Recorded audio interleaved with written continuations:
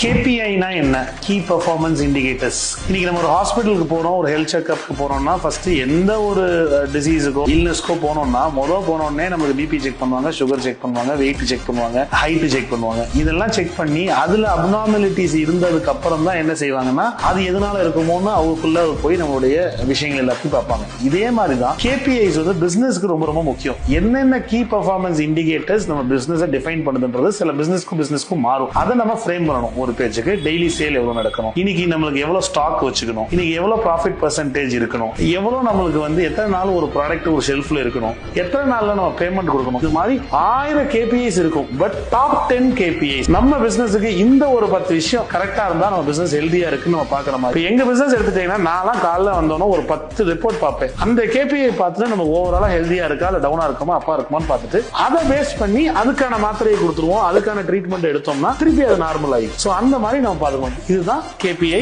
Key performance indicators. இப்போ நீங்க உங்க பிசினஸ்ல இப்போ KPI வந்து அடாப்ட் பண்ணி பார்த்திருக்கீங்களா? அப்படி பார்க்கலன்னா கண்டிப்பா ட்ரை பண்ணுங்க. ஒரு டாப் 10 KPIs எடுத்து ஃபர்ஸ்ட் ஃபாலோ பண்ணுங்க. உங்களுக்கும் அந்த மாதிரி KPIஸ்க்கு ஏதாவது டெம்ப்ளேட் வேணும் அப்படின்னு சொன்னா கீழே கமெண்ட்ல KPI ன்னு டைப் பண்ணுங்க. உங்களுக்கு நான் ஃபாலோ பண்ணக்கூடிய KPI நான் உங்களுக்கு ஃபார்மேட்டா உங்களுக்கு நான் ஷேர் பண்றேன்.